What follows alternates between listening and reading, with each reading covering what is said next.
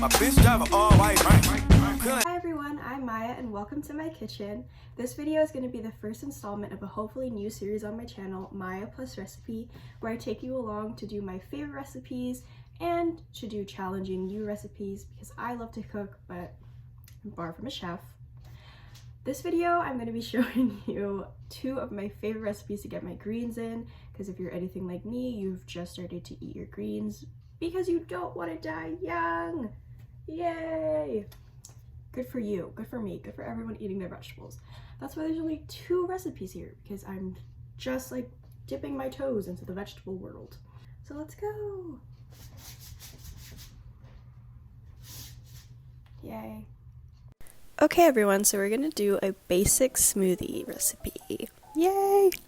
So here I'm just chopping up a cucumber. You can obviously use whatever you want or have in your fridge, but I had a cucumber and I decided to put it in there. It's nice and adds to the greenness of the smoothie, and also makes it a little bit more watery because cucumbers have a high water content.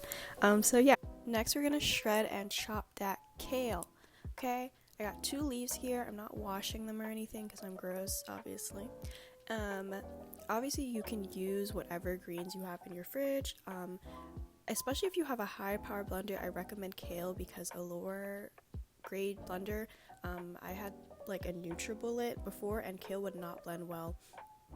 So if you have a lower grade blender, I would recommend like spinach or something. Still great and high in nutrients and super delicious. I think it even probably tastes better than kale because kale has a little bit more of a taste. So do whatever you want, just make sure you chop it up. You could even put it in whole into the blender if your blender is powerful enough, but I am still a little scared.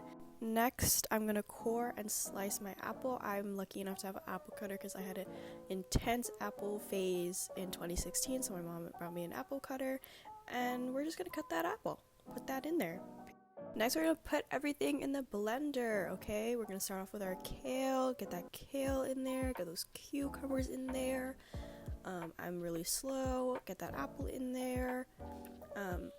Here I'm also adding more ingredients that I didn't film, like a banana, because you gotta get the potassium, and the banana like blurs every other taste in the smoothie. So if you are not a green smoothie person, put a banana in there. You won't even taste it, y'all. The banana tastes over everything. It is so overpowering, but delicious, honestly. Next, we're gonna put in flaxseed because we gotta get that fiber because we need to poop, okay? Just because you have greens in the smoothie does not mean it's extremely fibrous and that you're gonna poop. So put in a heaping spoonful of those flax seeds, y'all. These are grounded flax seeds, not whole. I prefer them. I've never had whole flaxseed, but I just don't think my blender could handle that either. Next we're gonna do frozen fruit. This is just a huge bag of strawberries, pineapple, and mango from Costco. Gotta love Costco. I'm putting a lot in here according to my sister, but I made it for the 2 of us, so I just did whatever I wanted with this. Next, I don't know where I went. Okay, I hope I come back. Maybe I should crop that out. No, I'm back. Okay, next we're gonna do coconut water for our liquid. I like coconut water because it's more neutral than like almond milk or like any other milk, and like milk just makes it like creamy. Like that's for like a cacao smoothie. Okay, and you're gonna make sure you ferociously shake out all that water, get your money's worth out that water because coconut water is expensive, y'all. We're not all Bretman Rock. And then when you're done with that, you're gonna blend.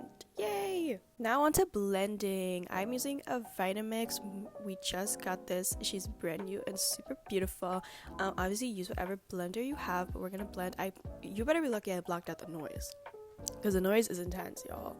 You know, if you are an avid smoothier, that this sound is intense. So yeah, boom.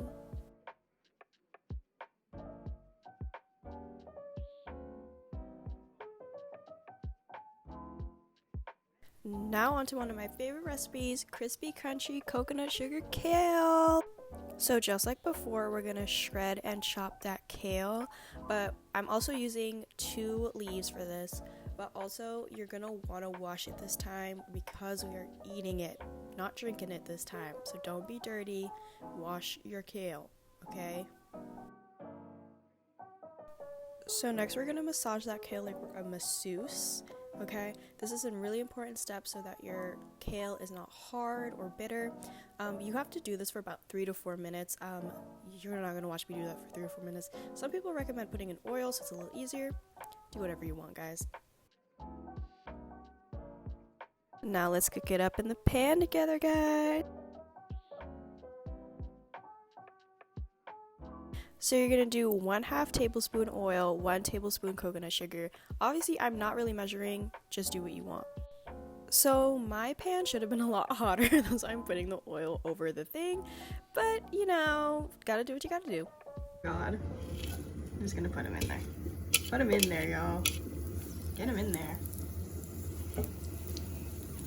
So I'm mixing for a little bit here to get it brown and crispy because my oil was not hot enough for the sugar.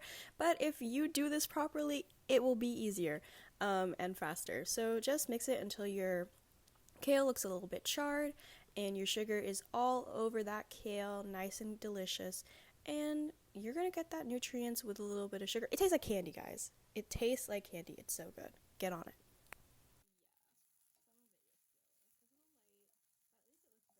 Zoom in. Yes, yes. Okay. So here I've plated it. I've done a surf and turf quinoa bowl with a crispy kale. You can do whatever bowl. I usually do a salmon bowl with tahini, lemon dressing, but this is delicious too. I hope you guys enjoyed. So I hope you guys liked that video and you'll be trying out these recipes, especially the crispy crunchy kale. It's so delicious. Thank you so much for watching and I'll hopefully see you next week. Bye. Thank you. My bitch drive an all white, right?